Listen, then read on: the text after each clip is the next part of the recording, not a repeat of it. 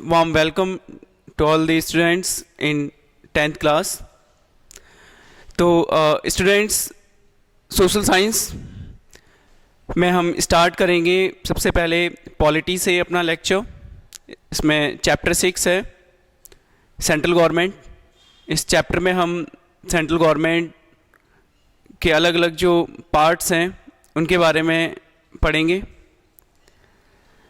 आपको मैं बता दूं कि इसमें हम गवर्नमेंट के अलग अलग जो ऑर्गन्स हैं, लेजिस्लेचर, एग्जीक्यूटिव, जुडिशरी, इनके बारे में पूरे एक्सप्लेन करके देखेंगे। इनके अलग अलग पार्ट्स को डीपली जाएंगे। ओके, स्टार्ट करने से पहले मैं आपको कुछ कॉन्सेप्ट्स क्लैरिटी कर दूं। सेंट्रल गवर्नमेंट क्या होती है और स्टेट क्या होता है। स्टेट जो है हम अलग अलग जगह इसको पढ़ते हैं। जैसे हम देखें, हम मैटर की स्टेट्स पढ़ते हैं, हम लोग क्वेश्चन में लिखा होता है स्टेट दिस, और एक हमारा पॉलिटी में ये स्टेट होता है। स्टेट की डेफिनेशन को फुलफिल करती हुई कुछ कंडीशंस हैं, लाइक जैसे इंडिया एक स्टेट है। इंडिया एक स्टेट है कहने का मतलब क्या है कि हमारी जो टेरिटरी है वो डेफिनेट है, प्लस पॉपुलेशन है उस टेरिटरी के अंदर। ओके, तो अब इंडिया कैसा स्टेट है या स्टेट को कौन विजिबल फॉर्म देता है। ठीक है, स्टेट हमारा इंटेंजिबल होता है, इनविजिबल होता है। कौन इनको विजिबल बनाता है, कौन इसको टेंजिबल बनाता है। स्टेट को टेंजिबल और विजिबल बनाने का काम जो है वो करती है हमारी गवर्नमेंट। ठीक है, तो अब तक आपको ये चीज समझ में आ जानी चाहिए कि स्टेट एक कॉन्सेप्ट है। जैसे अगर हम बात करें कि इंडिया एक डेमोक्रेटिक स्टेट है, या हम कहें कि नॉर्थ कोरिया एक ऑटोक्रेटिक स्टेट है, या हम कहें कि कुछ स्टेट जैसे सऊदी अरेबिया है, वहाँ पे मोनार्की है। ओके, कई स्टेट थियोक्रेटिक स्टेट होते हैं। तो अब उसके बारे में हमें कैसे पता चलता है। हम अपना ही एग्जाम्पल लें कि इंडिया एक डेमोक्रेटिक स्टेट है। ठीक है, डेमोक्रेटिक स्टेट है तो हम कैसे कह रहे हैं, कौन उसको डेमोक्रेटिक बना रहा है। ठीक है, डेमोक्रेटिक बना रहा है उसको हमारी गवर्नमेंट।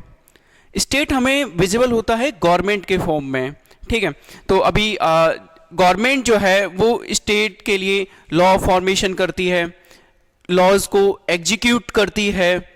अगर कोई उन लॉज को नहीं मानता है तो उसको पनिश करने का काम भी स्टेट ही करता है।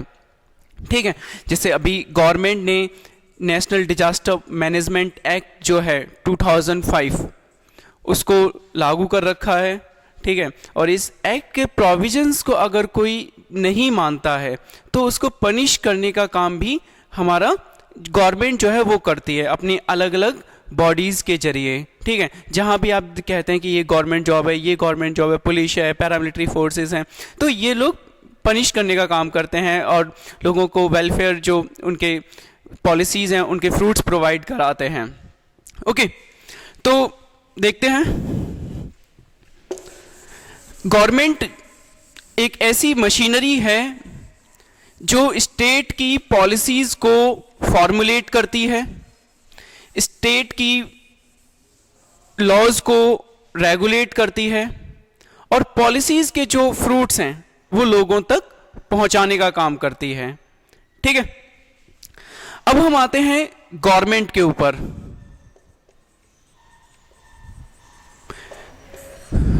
क्योंकि इसमें हम सेंट्रल गवर्नमेंट के बारे में पढ़ रहे हैं, ओके, या फिर कोई और भी, अगर हम स्टेट लेवल की भी अगर हम गवर्नमेंट की बात करते हैं तो जनरली गवर्नमेंट के 3 पार्ट्स होते हैं।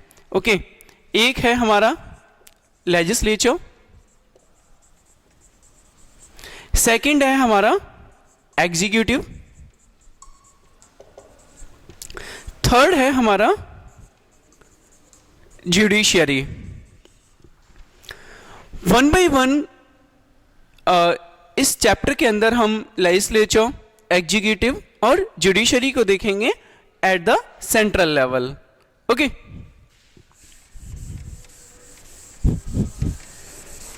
तो सबसे पहले स्टार्ट करते हैं हम लेजिस्लेचर से।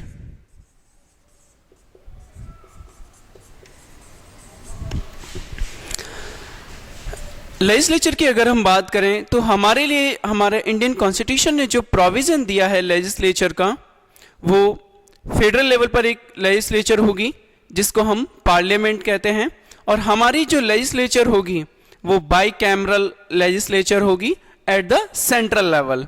ओके, ये एक मैंडेटरी प्रोविज़न है, ठीक है। तो हमारी जो लेजिस्लेचर है फेडरल लेवल पर उसको हम पार्लियामेंट कहते हैं।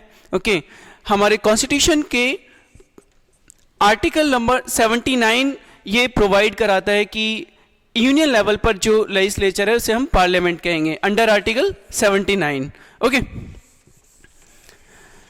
अब पार्लियामेंट के क्या क्या पार्ट्स होंगे, ठीक है, उनको हम देख लेते हैं। पार्लियामेंट में क्या क्या आता है हमारे में, ठीक है। Parliament consisted of president of India. Okay, another one is Lok Sabha,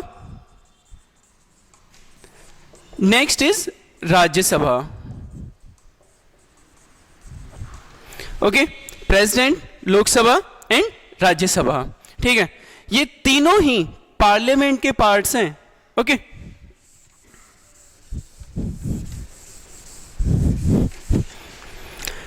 one by one हम इन तीनों को देखेंगे। क्योंकि हम लेजिस्लेचर की बात कर रहे हैं तो हम बात करेंगे सबसे पहले लोकसभा की।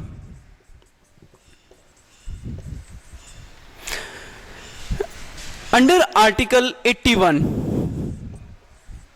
of the Indian Constitution there is a provision for Lok Sabha. Okay, Lok Sabha के बारे में बता दूं मैं आपको, इसको हम lower house of the parliament कहते हैं। ओके, इसको हाउस ऑफ पीपल्स भी कहा जाता है, ठीक है, लोअर हाउस और house of peoples.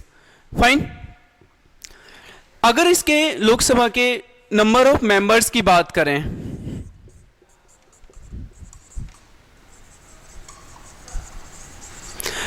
Number of members, originally Lok Sabha में 500 मेंबर्स कॉन्स्टिट्यूशन के द्वारा प्रोवाइड किए गए, बट क्योंकि आपने लास्ट ईयर पढ़ा था कि अलग अलग टाइम पर हमारे यहाँ पे नए स्टेट्स का फॉर्मेशन होता गया, तो उन स्टेट्स को भी अकोमोडेट करने के लिए नंबर ऑफ सीट्स जो हैं लोकसभा के अंदर टाइम टू टाइम इंक्रीज की गई।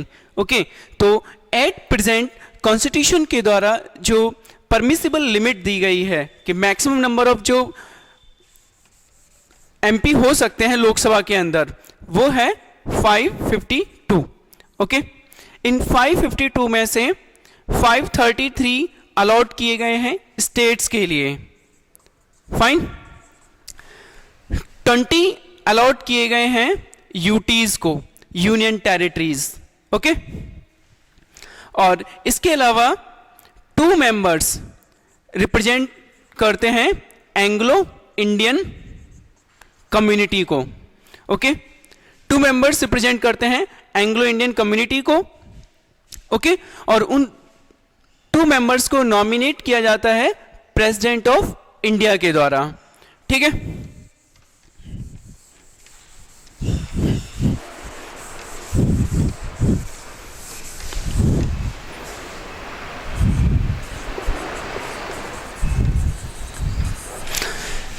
फाइन।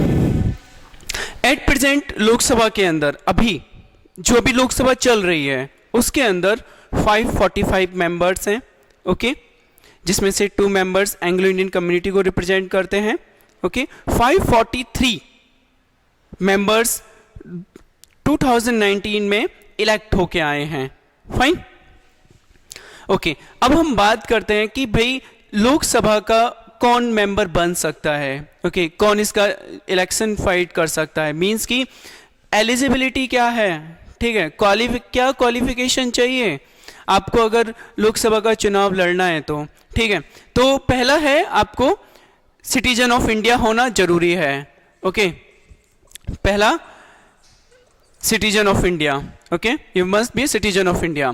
दूसरा कंडीशन क्या है, एज जो है, you must have completed the age of 25 years, 25 years, okay, age 25 years से ज्यादा होना चाहिए, ठीक है। Third condition, you should not hold office of profit, okay, should not hold office of profit, fine. आप ऑफिस ऑफ प्रॉफिट होल्ड नहीं करना चाहिए। ऑफिस ऑफ प्रॉफिट का मतलब क्या है, क्या है? इसका मतलब यही है, एक पर्सन दो जगह से गवर्नमेंट से बेनिफिट ना ले, चाहे वो हो सकता है कि सैलरी के टर्म्स में हो, चाहे वो हो सकता है कि गाड़ी के टर्म्स में हो, या अकोमोडेशन के टर्म्स में हो, ऑफिस के टर्म्स में हो, किसी भी तरीके से वो फ़ायदा नहीं उठा सकता, ओके। तो आपने देखा होगा, अगर कोई गवर्नमेंट सर्वेंट जो है वो अगर इलेक्शन लड़ना चाहता है, if you want to fight the election और कॉन्टेस्ट द इलेक्शन, देन उसको रिज़ाइन करना पड़ता है, ओके। बट इसमें भी कुछ एग्जेम्पशंस हैं, okay. Exemptions president of India के लिए हैं, मिनिस्टर्स के लिए होती हैं, ओके, गवर्नर हैं उनके लिए एग्जेम्पशंस हैं। इनको इलेक्शन लड़ने के लिए पहले रिज़ाइन नहीं करना पड़ता है, ओके।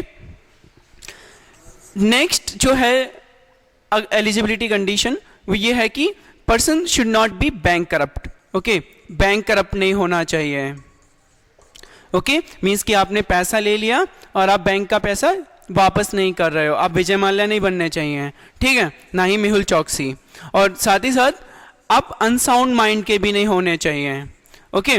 अनसाउंड माइंड मीन्स कि आपकी दिमागी हालत जो है वो सही नहीं है, ओके। अगर दिमागी हालत सही नहीं होगी तो आप लोगों की परेशानियों को लोकसभा के अंदर कैसे उठाओगे, ठीक है। आप सही तरीके से डिसीजन नहीं ले पाओगे, वहाँ डिबेट्स में पार्टिसिपेट नहीं करोगे, और केवल जो आपका फंडिंग आता है उसे खुद खा जाओगे, ओके। तो ये एलिजिबिलिटी कंडीशंस हैं जो मैंने आपको बताई लोकसभा के लिए, फाइन। अब ये देखते हैं कि लोकसभा का जो इलेक्शन प्रोसेस है वो कैसे होता है, ओके। इलेक्शन प्रोसेस देखते हैं।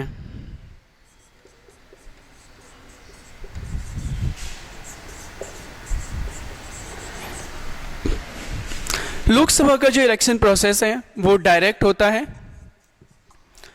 मींस इसमें हम लोग पोलिंग बूथ पे जाते हैं, ईवीएम का बटन प्रेस करते हैं और अपना जो कैंडिडेट है उसको जिताते हैं, ठीक है।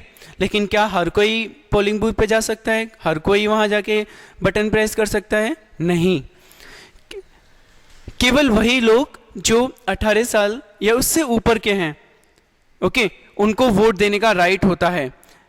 हमारे कॉन्स्टिट्यूशन ने हमको यूनिवर्सल एडल्ट फ्रेंचाइजी प्रोवाइड कराई है, okay, universal adult franchise, okay. कोई भी adult respective of religion, race, caste, gender, उसको वोटिंग राइट्स प्रोवाइडेड कराए गए हैं, ओके, कॉन्स्टिट्यूशन ऑफ इंडिया के द्वारा, फाइन, ओके।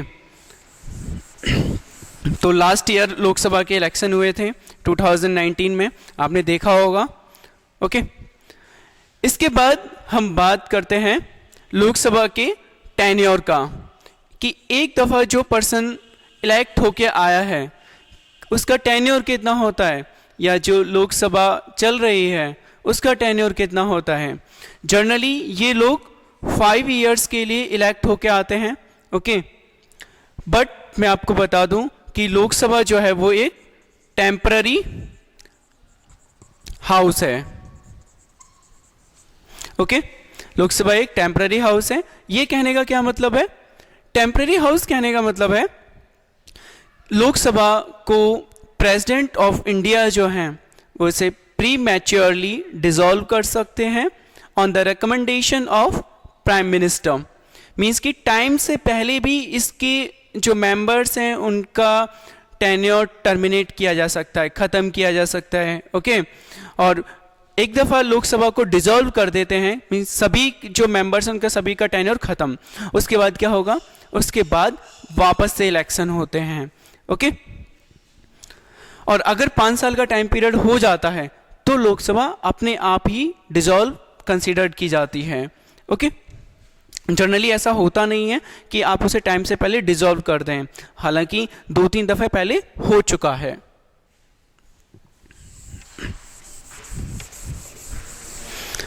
ओके, तो अब बात करते हैं ऑफिस बियरर्स की, कि लोकसभा में कौन कौन होता है। ओके, इसके ऑफिस बियरर्स की आपने देखा होगा, क्लास होती है, क्लास के अंदर एक टीचर होता है, या जब टीचर नहीं होते हैं तो मॉनिटर होता है। वो मॉनिटर क्या करता है, क्लास में बच्चों को शांत कराता है, उनका डिसिप्लिन मेंटेन करके रखता है। ठीक है, मीन्स कि मॉनिटर जो है वो टीचर का रोल प्ले कर रहा है, या जब टीचर भी क्लास के अंदर होता है तो वो भी डिसिप्लिन बना के रखता है। ठीक है, डेकोरम बना के रखता है क्लास का, क्लास को चलाता है। ओके, तो जो ऑफिस बेयरर्स हैं इसके अंदर होते हैं स्पीकर और डेप्यूटी स्पीकर। ठीक है, ये भी हमारे कॉन्स्टिट्यूशन के द्वारा प्रोवाइड कराए गए हैं under article 93 of the Indian constitution. Okay, तो ये अंडर आर्टिकल 93 के तहत आते हैं। आर्टिकल नंबर 93 जो है वो स्पीकर और डेप्यूटी स्पीकर का प्रोविजन प्रोवाइड कराता है। ओके, क्या ये लोग, क्या इनको भी हम ही चुनते हैं, स्पीकर और डेप्यूटी स्पीकर को? नहीं। ओके, तो फिर कहाँ से इनको इलेक्ट किया जाता है? स्पीकर और deputy speaker both are elected from amongst the members of the लोक सभा।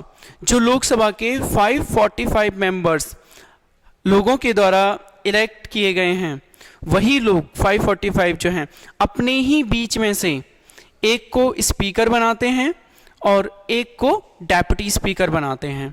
फाइन। जनरली स्पीकर उस पार्टी को बिलोंग करता है जिसके पास मेजॉरिटी होती है। ओके, क्योंकि स्पीकर को मेजॉरिटी ऑफ द मेंबर्स से ही इलेक्ट किया जाता है, और same for deputy speaker. Okay, अब अगर इस क्लास, मान लीजिए कि मॉनिटर है जिसको आपने पूरी क्लास में जाके इलेक्ट कर लिया, अब वो मॉनिटर जो है कि कुछ बच्चों की साइड लेता है, या जो क्लास के रूल्स एंड रेगुलेशंस हैं उनको प्रॉपर वे में फॉलो नहीं कर रहा है, फिर क्या करोगे आप? उसकी कंप्लेन करोगे, हटाने के बारे में सोचोगे। तो क्या आप मॉनिटर को ऐसे ही हटा दोगे? या अगर मैं कहूँ कि स्पीकर या डेप्यूटी स्पीकर को हटाना हो तो ऐसे ही हटा दोगे? क्या उसके लिए कोई प्रोविज़न नहीं है? क्या ये नॉर्मल हस्ती हैं, इनको हम हटा सकते हैं? नहीं, इनको हटाने के लिए हमें 14 डेज का एक प्रायर नोटिस सर्व करना पड़ता है। मीन्स 14 डेज पहले एक नोटिस देना होगा स्पीकर को। ओके, और उसके बाद एक सिंपल मेजॉरिटी से रेजोल्यूशन पास किया जाएगा। सिंपल मेजॉरिटी से रेजोल्यूशन पास करने का क्या मतलब है कि अगर उस वक्त हाउस में, लोकसभा के अंदर 400 मेंबर्स हैं, तो आउट ऑफ 400 अगर 201 यस कहते हैं, okay, yes in favour of removal of speaker, तो स्पीकर को हटा दिया जाएगा। तो आपको मैंने बताया कि स्पीकर के रिमूवल प्रोसेस क्या होता है। स्पीकर के रिमूवल के लिए सिंपल मेजॉरिटी से एक रेजोल्यूशन पास किया जाता है, बट उससे पहले हमें उन्हें 14 डेज का नोटिस सर्व करना पड़ता है। ठीक है, इसके बाद हम देखेंगे कि स्पीकर जो होता है, okay, speaker of the Lok Sabha,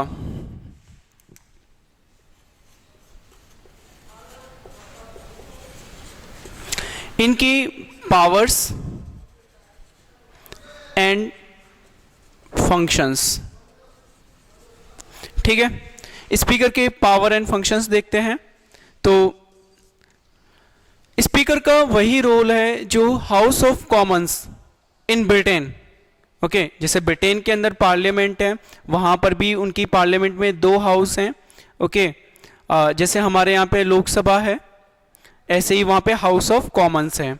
जैसे हमारे यहाँ पे राज्यसभा है, ऐसे ही वहां पर हाउस ऑफ लॉर्ड्स है। ओके, तो ये आपको पता होना चाहिए कि जैसे ब्रिटेन के अंदर जो पार्लियामेंट है उसमें हाउस ऑफ जो हमारे यहाँ पे लोकसभा या लोअर हाउस है उसको क्या बोला जाता है, और जो अपर हाउस है उसको क्या बोलते हैं। ठीक है, तो स्पीकर के पावर एंड फंक्शंस देखते हैं। स्पीकर जो है वो मीटिंग्स लेते हैं, ठीक है, साथ ही साथ डिसिप्लिन मेंटेन करके चलते हैं हाउस के अंदर। हाउस का जो डेकोरम है, ओके, हाउस की जो मर्यादा है उसको बना के चलते हैं। फाइन। स्पीकर जो है एजेंडा डिसाइड करते हैं with the leader of the house, okay, and leader of the opposition. Means कि हाउस के अंदर किस इश्यू के ऊपर डिस्कशन होना है, डिबेट होना है, ओके, और किस को बोलने के लिए कितना टाइम दिया जाए। ठीक है, जनरली अगर आपने लोकसभा के अंदर डिबेट्स देखा होगा तो आपको पता होगा कि जो स्पीकर हैं, ओके, आपने पता करना है कि who is the speaker present in present, okay, और वो कहाँ से बिलोंग करते हैं। ठीक है, तो वो डिसाइड करते हैं कि किस पर्सन को डिबेट के लिए कितना टाइम दिया जाए। ठीक है, जैसे जनरली आप देख सकते हैं कि जब आर्टिकल 370 पे डिबेट हुआ या जो दूसरे इश्यूज़ हैं उनके ऊपर जब पार्लियामेंट में डिबेट होता है, ओके, अगर हम अपना जो बजट होता है, जैसे अभी 1 फेब को जो बजट आया उसमें भी जो डिबेट होता है तो उसमें हर पार्टी को उनकी जो नंबर्स हैं उसके हिसाब से टाइम अलॉट किया जाता है। ओके, हाउस के अंदर क्योंकि काफ़ी बड़ा हाउस है, हमारे नंबर ऑफ मेंबर्स होते हैं, तो इश्यूज़ को डिटेल में, डीप में डिस्कस करने के लिए, अलग अलग इश्यूज़ को मैनेज करने के लिए हाउस के अंदर कमेटीज़ बनाई जाती हैं। ठीक है, इन कमेटीज़ के जो चेयरमैन होते हैं, ओके, उनकी अपॉइंटमेंट स्पीकर के द्वारा की जाती है, और स्पीकर खुद भी एक्स ऑफिशियो चेयरमैन होते हैं कुछ कमेटीज के। ओके, कुछ कमेटीज के वो एक्स ऑफिशियो चेयरमैन होते हैं, कुछ जनरल कमेटी है, ओके, हाउस की बिजनेस एडवाइजरी कमेटी है, इनके वो खुद भी चेयरमैन होते हैं। ठीक है, स्पीकर डिसाइड करते हैं कि कोई वेदर अ बिल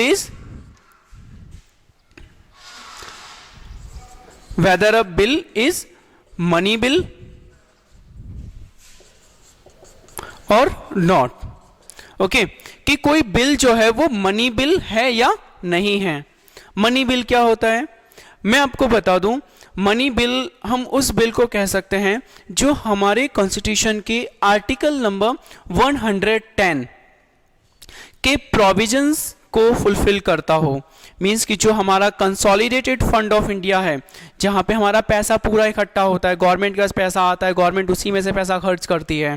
ठीक है, उसके जो प्रोविजंस है, उसमें से पैसा निकालना, पैसा उसमें डालना या लोगों से टैक्स लिया, ठीक है, वो सब प्रोविजंस मोर और लेस मनी बिल में आते हैं।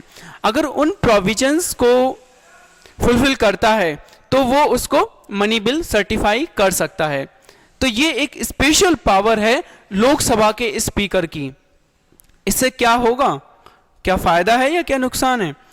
इससे किसी भी बिल को मनी बिल सर्टिफाई कर देने का मतलब ये हो जाता है उस बिल को लोकसभा से पास होना पड़ता है, लोकसभा से पास होकर वो राज्यसभा में जाएगा, और राज्यसभा उसमें केवल अमेंडमेंट्स सजेस्ट कर सकती है, उसको अमेंड नहीं कर सकती, केवल अपने सजेशन दे सकती है कि हाँ भाई आप इसमें ऐसा कर सकते हैं। बट ना तो उसके पास ये पावर होगी राज्यसभा के पास कि वो उसको सुधार कर सके, ओके, ना ही उसको वो रिजेक्ट कर सकती है। और 14 डेज 14 दिन के अंदर ही, ओके, 14 दिन तक वो उसे रख सकते हैं। 14 दिन के बाद वो बिल वापस से लोकसभा में आएगा और पास माना जाएगा। ओके, ये बहुत ही स्पेसिफिक पावर है लोकसभा के स्पीकर का। ओके, लोकसभा के स्पीकर जो हैं, अगर कोई भी मेंबर जो है हाउस के रूल्स के अगेंस्ट वर्क करता है, हाउस के जो नॉर्म्स हैं उनको वायलेट करता है, तो उसको पनिशमेंट भी देते हैं। ठीक है, फाइन।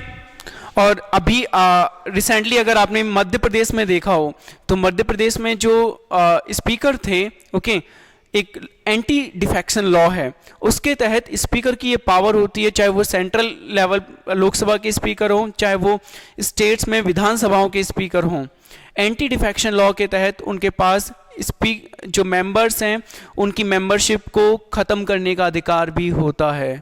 ओके, तो ये power and functions of speaker हैं, हमने देखे। फाइन, अब हम आगे चलते हैं।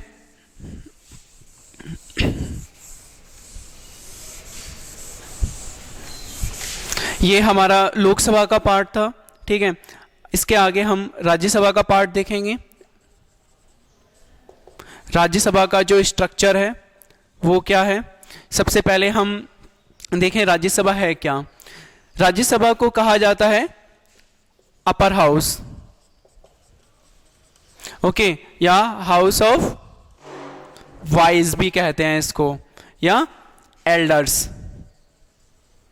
Okay, upper house, house of wise and house of elders, ठीक है। मैं आपको इसका कंपैरिजन बता दूं कि जैसे ब्रिटिश पार्लियामेंट है, वहां पर राज्यसभा को क्या कहा जाता है, House of Lords. Okay, US में जो वहाँ की पार्लियामेंट है उसे हम कांग्रेस बोलते हैं, ठीक है। वहाँ पे राज्यसभा को क्या कहा जाता है, सीनेट। ओके, और यूएस में जो लोकसभा है उसको क्या कहते हैं, हाउस ऑफ रिप्रेजेंटेटिव्स। ओके, तो आपको ये कंपैरिजन पता होना चाहिए कि किस कंट्री में जो पार्लियामेंट है उसके लोअर हाउस और अपर हाउस को क्या बोला जाता है। ओके, राज्यसभा के number of members according to the constitution में आपको बताता हूं। तो कॉन्स्टिट्यूशन जो परमिट करता है, ओके, वो 250 है। राज्यसभा के अंदर 250 मेंबर्स कॉन्स्टिट्यूशन परमिट करता है। इन 250 में से आउट ऑफ 250 12 मेंबर्स जो हैं वो नॉमिनेट किए जाते हैं, nominated by the president. Okay, ये 12 मेंबर्स नॉमिनेट किए जाते हैं प्रेसिडेंट ऑफ इंडिया के द्वारा।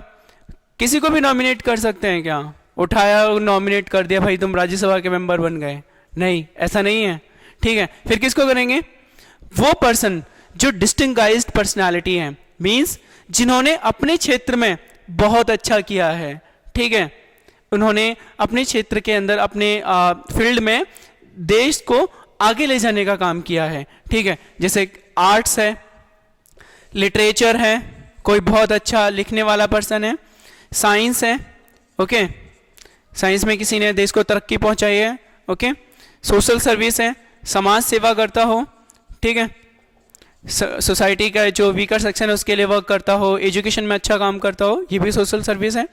स्पोर्ट्स भी है, ठीक है, स्पोर्ट्स से भी देश का नाम रोशन होता है। ओके, रेवेन्यू काफ़ी ज़्यादा मिलता है, अभी देख रहे हो आप, आईपीएल बंद पड़ा है, रेवेन्यू चला गया सारा, ठीक है। इसके अलावा 12 तो ये हो गए, बाकी कहाँ से आते हैं, ओके, तो 238 मेंबर्स, कॉन्स्टिट्यूशन ये कहता है 238 मेंबर्स का जो इलेक्शन है वो होता है स्टेट्स प्लस यूटीज से।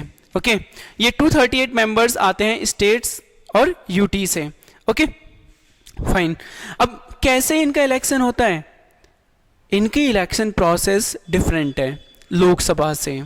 लोकसभा में डायरेक्ट इलेक्शन होता है, बट यहाँ राज्यसभा में डायरेक्ट इलेक्शन नहीं होता है, ठीक है। तो फिर कैसे होता है मैं आपको बताता हूं।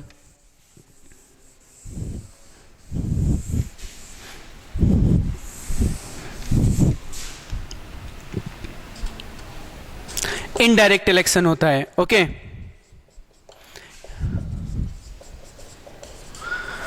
राज्यसभा में इनडायरेक्ट इलेक्शन होता है, ओके। कौन सा मेथड होता है, single transferable vote by proportional representation, ठीक है स्टूडेंट्स। तो ये single transferable vote by proportional representation. अब मैं आपको बता दूं, इसका थोड़ा मीनिंग में मैं समझा देता हूं। प्रोपोर्शनल रिप्रेजेंटेशन मीन्स कि जैसे आपकी ही 10th क्लास है, ठीक है, अब अगर आप अगर हम फाउंडेशन और एकेडमी के दोनों ही सेक्शंस को कंबाइन कर दें तो नेचुरल है कि इन सेक्शंस में जो बॉयज़ के नंबर्स हैं वो ज़्यादा होंगे। अगर हम ये कहें कि हमें हमारे पास 2 पोस्ट हैं, ठीक है, 2 या 4 पोस्ट हैं, तो उस पर हमें लोगों को इलेक्ट करना है, ठीक है, तो ये पॉसिबल है। ओके, मैं जेंडर डिस्क्रिमिनेशन नहीं कर रहा हूँ, तो ये पॉसिबल है कि जो बॉयज़ हैं वो ज़्यादातर बॉयज़ को ही इलेक्ट करेंगे क्योंकि उनके नंबर ज़्यादा हैं, ठीक है। तो जिस पार्टी के जितने ज़्यादा नंबर, उस पार्टी के उतने ही मेंबर्स राज्यसभा में आते हैं, ठीक है, फाइन। सिंगल ट्रांसफर, लेकिन इसमें फिर वोट कौन देगा? लोकसभा में तो हम लोग वोट देते हैं जो 18 साल से ऊपर के हैं। राज्यसभा में कौन वोटिंग करेगा? राज्यसभा में वोटिंग करते हैं स्टेट्स के जो एमएलएज होते हैं। नाम देख लीजिए ना आप, राज्यसभा मीन्स राज्यों की सभा। ओके, राज्यसभा रिप्रेजेंट करती है स्टेट्स को, इसलिए इसको काउंसिल ऑफ स्टेट्स भी कहा जाता है। ओके, इसको कहा जाता है काउंसिल ऑफ स्टेट्स, फाइन, क्योंकि ये स्टेट्स की जो प्रॉब्लम्स हैं, उनकी जो भी रिक्वायरमेंट्स हैं, उसको रिप्रेजेंट करती है, ठीक है। तो स्टेट्स के जो एमएलएज होते हैं, जैसे आपके राजस्थान की अगर हम बात करें, यहाँ पे 200 एमएलएज हैं। ओके, यहाँ पे 25 लोकसभा की सीट है और 10 सीटें जो हैं वो राज्यसभा की हैं। तो जब भी जैसे मान के चलिए आगे अभी राज्यसभा के इलेक्शन होने थे मार्च में, तो वो अभी पोस्टपोन कर दिए हैं। आगे जब इलेक्शन होंगे, मान लीजिए कि 5 सीटें जो हैं राज्यसभा की राजस्थान से खाली हो रही हैं आउट ऑफ 10, तो वो 5 सीटों के लिए 5 अलग अलग सीटें हैं, तो हर पार्टी अपना कैंडिडेट खड़ा करेगी, फाइन। लेकिन वो 5 सीटों में फिर उनको वोट कौन देगा? राजस्थान के 200 एमएलए वो वोटिंग देंगे, ठीक है। तो 5 सीटों के लिए वो क्या करेंगे? अपनी एक प्रेफरेंस देंगे। सिंगल ट्रांसफरेबल वोट सिस्टम के तहत वो प्रेफरेंस देते हैं कि जैसे 5 कैंडिडेट हैं, A, B, C, D, E, इनको वो अपनी अलग अलग प्रेफरेंस देंगे। किसी ने A को 1 दिया, B को 2 दे दिया, so on. Okay, preferential system है। ओके, जिस पर्सन को, जिस कैंडिडेट को ज़्यादा प्रेफरेंस मिलती है, प्लस हर जीतने वाले कैंडिडेट को एक मिनिमम नंबर ऑफ वोट्स, कम से कम वोट्स उसे चाहिए होता है इलेक्शन जीतने के लिए।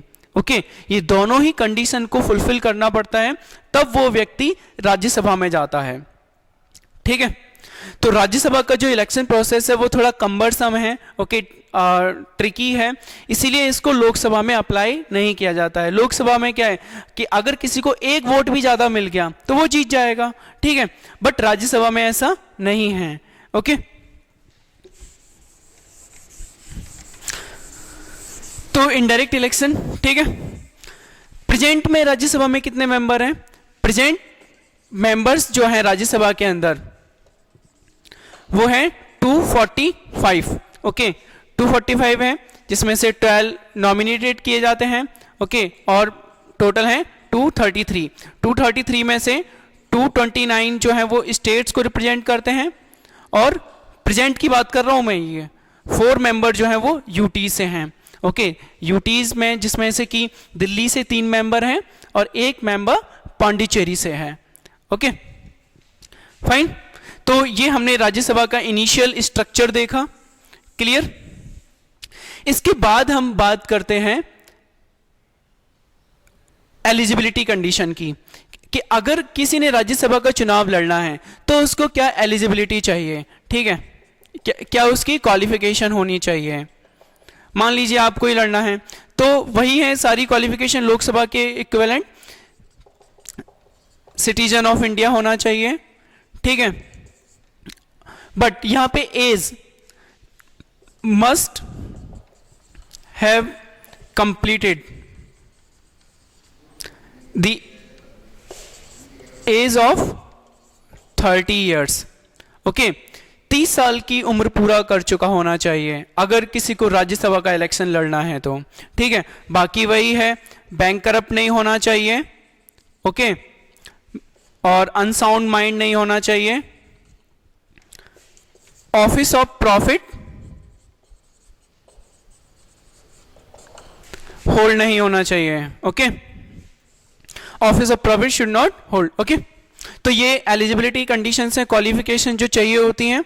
ओके, अब हम देखते हैं, जैसे हमने लोकसभा में जो ऑफिस बियरर्स देखे थे, राज्यसभा के ऑफिस बियरर्स कौन होते हैं, या राज्यसभा में जो ऑफिसर्स हैं उनकी अगर हम बात करें तो वो कौन लोग होते हैं।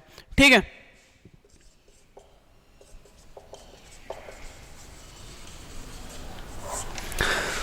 राज्यसभा में स्पीकर, डेप्यूटी स्पीकर, उनकी टर्मिनोलॉजी नहीं होती है। यहां पर होता है chairman and deputy chairman. Okay, एक चेयरमैन होता है, एक डेप्यूटी चेयरमैन होता है। राज्यसभा का चेयरमैन कौन होता है? Vice president. ठीक है, क्यों होता है वाइस प्रेसिडेंट? प्रेसिडेंट क्यों नहीं होता, या कोई और क्यों नहीं होता? क्योंकि वाइस प्रेसिडेंट के लिए कहा गया है, vice president is the ex officio chairman of Rajya Sabha. Ex officio, okay, ये वर्ड ध्यान रखिए। ठीक है, एक्स ऑफिशियो कहने का मतलब यह है कि आप किसी पद पर हैं तो आप के खाते में यहां की चेयरमैनशिप आती है। ओके, जैसे मान लीजिए कि अगर कैबिनेट की मीटिंग हो रही है और उस कैबिनेट की मीटिंग में प्राइम मिनिस्टर आते हैं, तो ये नेचुरल है, ऑब्वियस है कि उसकी मीटिंग को हेड प्राइम मिनिस्टर ही करेंगे। ठीक है, ओके, तो वाइस प्रेसिडेंट के खाते में ये राज्यसभा का जो चेयरमैन का पद है वो आता है। ठीक है, इनको राज्यसभा के मेंबर्स के बीच में सिलेक्ट नहीं किया जाता है। ओके, जब हम वाइस प्रेसिडेंट के बारे में पढ़ेंगे तो मैं आपको बताऊंगा कि वाइस प्रेसिडेंट की इलेक्शन प्रोसेस क्या है। डेप्यूटी चेयरमैन की अगर हम बात करें तो डेप्यूटी चेयरमैन कहां से होते हैं, कहां से इनको इलेक्ट किया जाता है? डेप्यूटी चेयरमैन को इलेक्ट किया जाता है राज्यसभा के मेंबर्स में से ही। राज्यसभा के जो 245 मेंबर्स हैं प्रेजेंट में, उनके बीच में से ही हम एक पर्सन को, जिसको मेजॉरिटी वोट्स मिलेंगे, उसको हम डेप्यूटी चेयरमैन इलेक्ट करते हैं। Okay, fine. तो चेयरमैन वाइस प्रेसिडेंट होते हैं और डेप्यूटी चेयरमैन राज्यसभा के मेंबर्स में से ही इलेक्ट किया जाता है। ओके, देखते हैं कि इनका टेन्योर क्या रहता है। वाइस प्रेसिडेंट होते हैं तो चेयरमैन के तौर पर उनका जो टेन्योर रहेगा वो केवल 5 इयर्स होगा। ओके, क्योंकि वाइस प्रेसिडेंट का टेन्योर ही 5 इयर्स होता है। ओके, बट जो डेप्यूटी चेयरमैन है उनका टेन्योर क्या रहता है? डेप्यूटी चेयरमैन का टेन्योर रहता है 6 ईयर। क्यों, ये अब हम देखते हैं। ओके, कि जो चेयरमैन है उनका टेन्योर तो 5 ईयर है, बट जो डेप्यूटी चेयरमैन है उनका टेन्योर 6 ईयर है। ऐसा क्यों भाई? तो हम आते हैं राज्यसभा के टेन्योर पर।